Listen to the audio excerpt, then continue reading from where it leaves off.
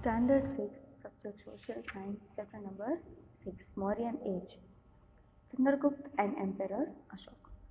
In second part, we have learned about how Bindusar ruled over Maurya, over Magad, and then how his son became the king of Magad. Emperor Ashok extended his rule in all the sides of his region and become the bravest and greatest king of that time. He was very fond of increasing his rule over the other states. Therefore, he fight with other kings and extend his rule. But when he went to war with the king of Kalinga,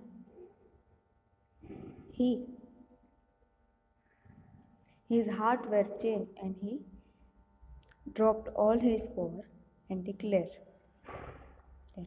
Let's see what had happened at the war of Kalinga. Kalinga, situated in the neighborhood of Magad, was a part of Magad Empire at the time of Nand kings. We all know that at first Nand kings were ruling over the Magad, and after that Chandragupta Maurya becomes the king of that region. At that time,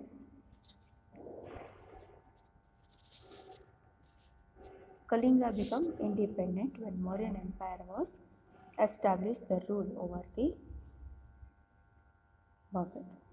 Ashok wished to make Kalinga a part of Magad Empire again. Therefore, he declared a war on King Jayant of Kalinga in the 8th year of his coronation. That means after completing his Rajya Abhishek, after the 8th year, at the 8th year of his coronation, he declared a war with King Jayant. After achieving victory in the war, Ashok saw a gloom and sorrow everywhere in the battlefield. People were crying for the loss of their life and property. Women and children were also crying for the life of their relatives and loss of their property in the war.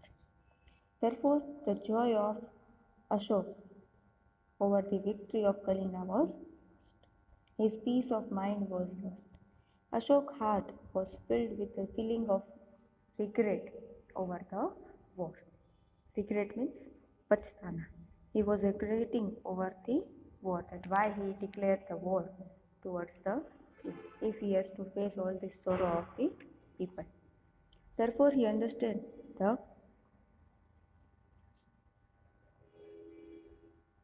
futility of war, and Kalinga war became the final war of his life.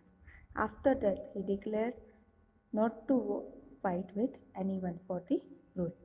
A Buddhist monk, Upgupta, taught him to renounce his weapons and take up the scriptures. He taught him to educate the people with his own scriptures, to write something to teach people. By adopting Buddhism, Ashok became a religious man from a diplomatic man. Chandragupta adopted Jain religion, and after that Ashok adopted both religion. Ashok was the first ruler who tried to convey his message to the people through his inscriptions. The language of most of Ashok's inscription is Prakrit and script is Brahmi. Prakrit means Bhasha. The Prakrit was the language, that means Bhasha, and script means Lipi, the way of writing. There are many scripts at that time. The Lipi was Brahmi. In the photo given below, there is 5 types of script written. That means Lipi. The alphabet A is written. The first alphabet is A is written in Prarambhik Brahmi Lipi. Second is written in Devanagari Lipi. Today we are writing in Hindi language, or the script which shows Hindi. It is known as Devanagari Lipi. Third is Bangla, fourth is Malayalam, and fifth is Tamil. Lipi means the way of writing a language. At that time, Ashok write his thoughts on the battle of Kalinga in his inscriptions. That means stone writing. Let's see what he had written at that time and what did he feel at that time when he saw people crying for their loss. While describing about Kalinga war, Ashok got this written on stone inscription. 8 years after becoming king, I conquered Kalinga. These are his own words written on the stone. About 1.5 lakh people were imprisoned. He imprisoned 1.5 lakh people. More than 1 lakh people were killed, and this made me very sad. People who love their relatives and friends and are gracious towards their slaves and dead are also killed in the war, or they lost their loved ones. So I am regretting. Now I have decided to follow Dharma. Dhamma means Dharma. Dharma is said to be Dhamma in Prakrit language. Prakrit is a form of Sanskrit language. And teach other people its principles. I believe that winning people's heart through Dharma is better than forcefully winning people. According to this inscription, Ashoka is teaching us that we can win people's heart by Dharma, by love and peace. We cannot win anyone's heart by forcing them. I am carving this inscription as a message for the future so that my son and even grandchildren do not think of indulging in war. He has written this stone inscription to convey his message to his son and grandson not to fight with anyone for extending their rule. They should think about the ways in which they could spread dharma. So these were the feelings of Ashok after the victory in Kalinga. Ashoka's inscriptions were written in Prakrit language and has to be founded on the way of Damodar Kund near Girnar mountains in Junagadh, Gujarat. If we go to the Girnar mountain in Junagadh, we can find these inscriptions near Damodar Kund. Whenever you go to travel near the Girnar mountain, you can see these inscriptions and study it. These inscriptions contains articles of 3 kings. This article is from King Mahakshatrap Rudra Daman. This article gives detail of about Sudarshan Lake constructed by Governor Pushyagupta, who was governor at the time of Maurya king Chandragupta. Canal made for irrigation by Yavanraj, who was the governor at the time of Ashoka. This article gives the information about the governor sent by the Chandragupta Maurya and Ashok in Gujarat. In part 1, I taught you the meaning of governor, the person who comes to represent their state in other state. At that time, Pushyagupta made Sudarshan Lake and Yavanraj made canals.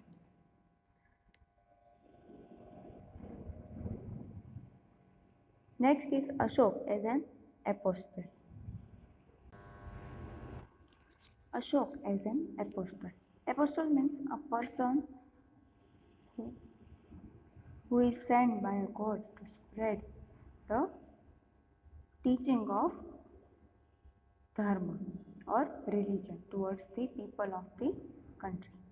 Ashok traveled to the Buddhist pilgrimage across the country. He propagated Buddhism during his yatra. That means he teach whoever meets him in his way towards the pilgrimage about the both religion. Ashok drew inspirations from teaching of Gautam Buddha and showed the path of dharma to his people.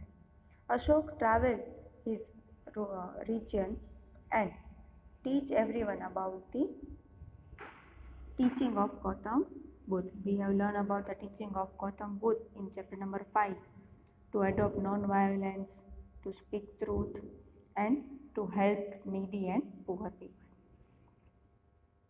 To solve the problems of that time, Ashok set up the religious departments. Dharma Mahapatra appointed as the head of this department. He propagated Buddhism among the people and worked to raise their moral standard.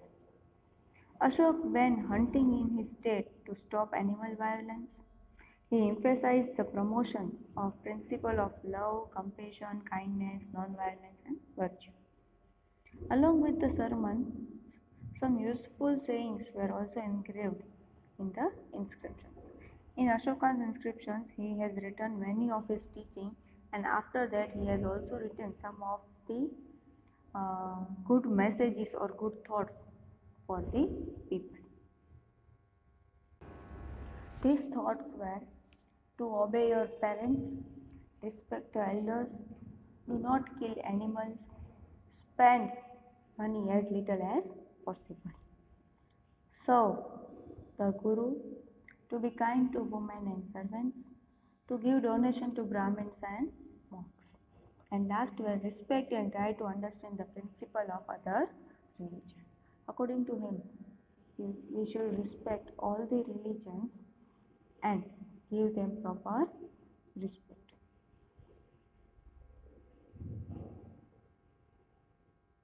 In the year 251, Ashok convened third Buddhist conference in Mogliput, Tishya in Patliputra. The objective of this conference was to establish religious unity for removing religious difference which had raged. At that time, Hinduism, Buddhism and Jainism, three religions were propagated with each other and has many clashes.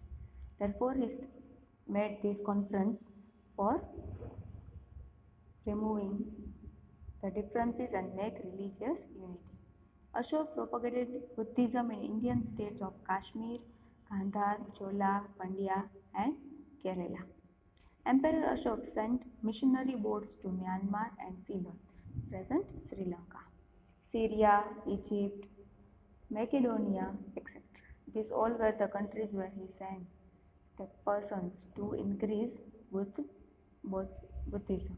Ashok sent his son Mahendra and daughter Sanghamitra to Ceylon to preach Buddhism. Preach means to teach Buddhism. Thus, during his region, Ashok granted royalty to Buddhism. In addition to preaching, Ashok also performed public welfare work. He arranged for the treatment of human and animals. He got wells dug, planted trees, built roads and built restrooms. These all were built at the time of Ashoka's rule. Because of his qualities and deed, Ashok is regarded as one of the greatest ruler in history. He died in 232 before Christian era and ruled for 36 years, more than his father and grandfather. Today also he is known as Samrat Ashok, and at that time he was a greatest ruler of his time. In next part we will learn about the administration of Mauryan era. Administration means management, how they managed their whole state. Till then you have to write all the questions regarding Ashok and his great deeds in your workbook. Thank you.